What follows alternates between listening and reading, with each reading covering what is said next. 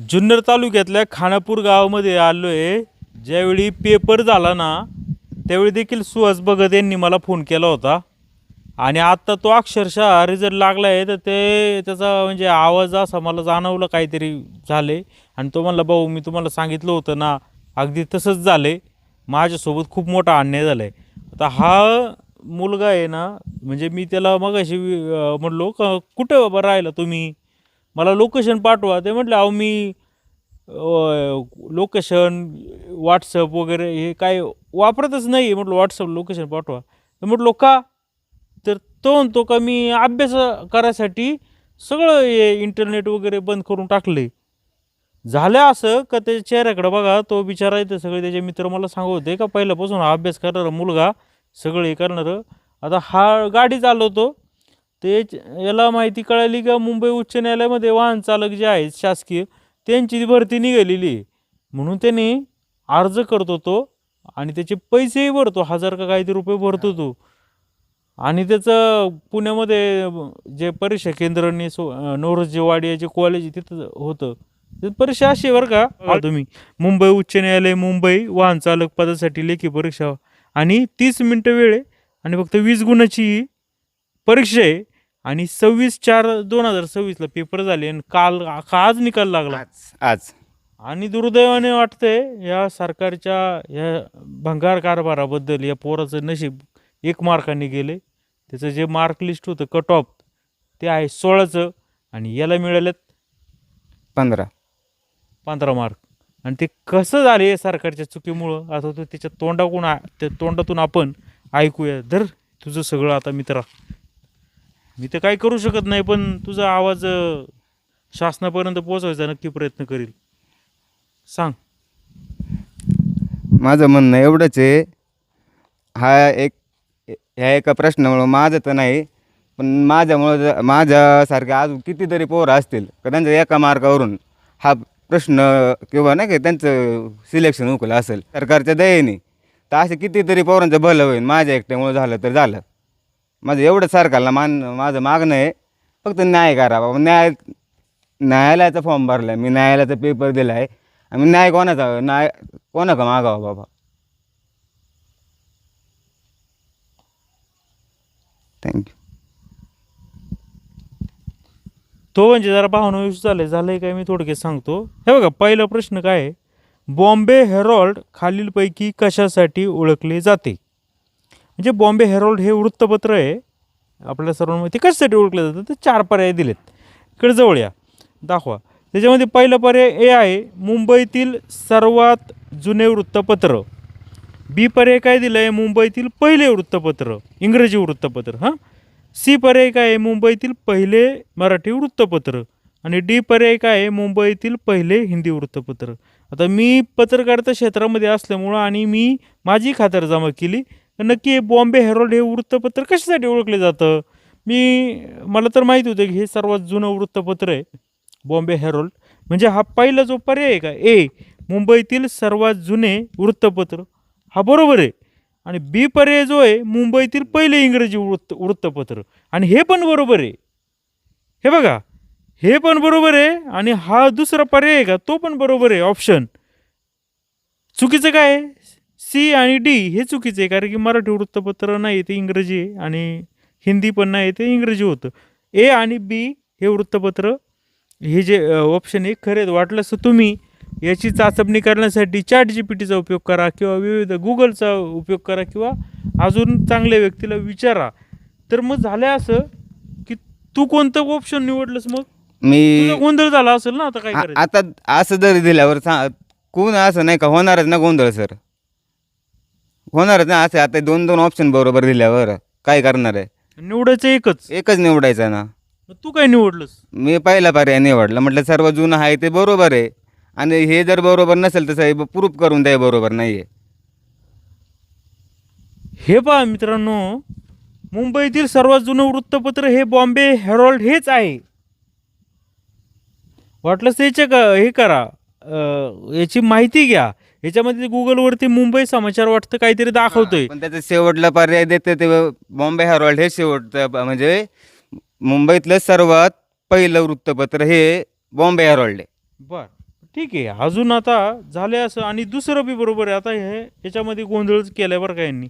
आणि मग याच्यामुळे याचा एक मार्क हुकला. तुला मार्क होते 15. 15. आता हा जर भेटला असता तर माझं सिलेक्शन झालं असतं सर. न्यायालयामध्ये गेला असतास तू वाहन चालू. मी पुढली प्रक्रियेसाठी मी पात्र झाला असतो. मी तिथं माझं काय पण हो. बरं ठीक आहे, चला आता अजून एक गंमत सांगतो तुम्हाला, दाखव. एकच मिनिट. 8वा number sir. 8 नंबरचा प्रश्न पाहूया. एकूण प्रश्न किती आहेत? 20 मार्काचा सर. बरं, आता 8 नंबरचा प्रश्न पहा तुम्ही, या इकडं जवळ. तर सामान्य ड्रायव्हिंग परिस्थितीमध्ये कृत्रिम इंजिन ऑइल बदलण्यासाठी शिफारसीत अंतर किती आहे? आता प्रश्न म्हणजे काय, बरोबर आहे का प्रश्न? कृत्रिम इंजिन ऑइल म्हणजे काय? आपल्या गाडीमध्ये जे आपण ऑइल टाकतो बाबा, ते साधारणतः किती टायमाने बदललं पाहिजे, किती किलोमीटर नंतर बदललं पाहिजे? कृत्रिमचा अर्थ काय? म्हणजे मानव निर्मित आपलं बाबा. अच्छा, मग आता गाडी बी मानव निर्मिती. बरोबर, जरा हा. प्रश्न जरा थोडासा गडबडीचा हा, आहे. हा. ठीक आहे, ते बघा बरोबर ना, त्याच्यामध्ये- जवळ दाखवा. तर आता बाबा आपलं इंजिन ऑइल किती दिवसांनी आपण बदलतो बदललं किंवा पाहिजे, किती हा. अंतर झालं बदलतो? तर त्याच्यामध्ये सांगितलंय की दर 1000 ते 2000 किलोमीटर झाल्याच्या नंतर इंजिन ऑइल बदलायचं. तर बी काय दिलंय? बी ऑप्शन दर 80,000, नीट बघा बरं का, 8,000 नाही, 80,000 ते 11,000 किलोमीटर झाल्यावर इंजिन ऑइल बदलायचं. आता सी मध्ये काय 20,000 किलोमीटर झाल्यावर बदलायचं. आणि डी काय म्हणते की चेक इंजिन लाईट लागते तेव्हा बदलायचं. तर म्हणजे याच्यामध्ये काय आहे का, तर आता आधुनिक गाड्यामध्ये डायरेक्ट लाईट लागते की इंजिन बदलायचं आहे, आपल्याला ऑइल बदलायचं आहे. तर आता गंमत काय झाली का, बी सांगितलंय का 80,000 ते 11,000. आता हे बी बरोबर आहे. त्यांनी पर्याय पण ते- बरोबर दिलाय बी. आणि मग पर्याय जर बी बरोबर 80,000 ते 11,000 असेल तर त्यांनी ते पण प्रूफ करून द्यावा. तुमचा कोणता त्यांना तो- लिहायचं हा. असेल 8,000 ते 11,000. हा, मग त्यांनी आम्ही ह्याचा मेल पण केलाय बाबा, ही तुमची प्रिंटिंग मिस्टेक आहे, त्यांनी मान्य तर करा. मार्क वगैरे देऊ नका. आम्ही मेल केला ह्या गोष्टीसाठी, तिकडे मेल पण पाठवले आणि माझ्याकडे प्रूफ पण आहे. माझ्या मोबाईलमध्ये. एकच मिनटं थांबा, मेल पण दाखवतो ह्याचा. मेल काय केलं का, तुम्ही ऑप्शन चुकीचं दिल्यामुळे हा. गैरसमज झालाय. आमचा गैरसमज झाला आणि तुमच्यामुळं. मग 80,000 कोणत्या हिशोबाने दिला भाऊ तुम्ही तो पर्याय? मग मला सांग, आता ठीक आहे हे शुद्ध लेखन, कारण की प्रश्नपत्रिका तयार करणं खूप म्हणजे काम आहे, खूप लोक हो, किती तज्ज्ञ महत्त्वाचं लोक काम आहे. बरोबर ना. आणि मगच बरोबर तरी पण ना. चूक होते. बरोबर ना. त्यावेळी जेव्हा प्रश्नपत्रिका तुम्हाला दिली जाते त्यावेळी चूक जरी लक्षात आली किंवा काय केलं तर विद्यार्थ्यांनी परीक्षार्थींनी प्रश्न हा, विचारला काय हा. असे, तर मग वरिष्ठांकडून सल्ला घेऊन तुम्हाला सांगितलं तिथं जातं. ऑब्जेक्शन कोणाकडे घेणार आम्ही ते तरी सांगा. ते आमची परीक्षा घेणारी ती तिथली कॉलेजचे प्राध्यापक आहे. त्या लोकांचा आणि आमच्या परीक्षेचा काय संबंध? फक्त पेपरापुरता. आम्ही घेणार कोणाकडे ऑब्जेक्शन? हे बाबा असं असं आहे, कोणाला सांगाय तुम्ही सांगा. काय आम्हाला असं पेपर दिला सर आणि असं बाहेर निघून आलं, काय करणार? कोणाला सांगणार आणि काय करता राव? मग काय केलं यांनी सुहास ना, हो सर. सुहासने काय केलं का, याची झाली गडबड. 80,000 ते 11,000 असं कसं? 8,000 ते 11,000 पाहिजे. पण आपण लिहिलं हे जर आपली फिरकी घ्यायला, तर या काय परीक्षक वगैरे यांनी आपली फिरकी घ्यायला तर मुद्दाम 80,000 केलं नसेल. ते याचा झाला गोंधळ आणि ह्यांनी घाबरला. आणि मग यांनी हा प्रश्न याला लिहायचा होता 8,000 असतं तर लिहिलं असतं यांनी. 8,000 जर असता तिथं तर मी तोच निवडला असता. पण नाही इलाज जास्त होतो. मला म्हटलं इथं काहीतरी घोळ असल्यामुळं मला चुकीचं पर्याय, यांच्या चुकीमुळं मला चुकीचे पर्याय यांनी निवडायला काय लागला. केलं, ह्यांनी निवडलं सी मध्ये आहे 20,000 किलोमीटर. आता 20,000 किलोमीटर गाडी जावले आपण इंजिन ऑइल चेंज नाही करत आपण, हेच 7,500 8,000 9,000 रोज चेंज बरोबर करतो. ना. तर मग आता यांनी ऑप्शन काहीतरी निवडायचंच आहे. नाही निवडलं तर मला 0 मार्क.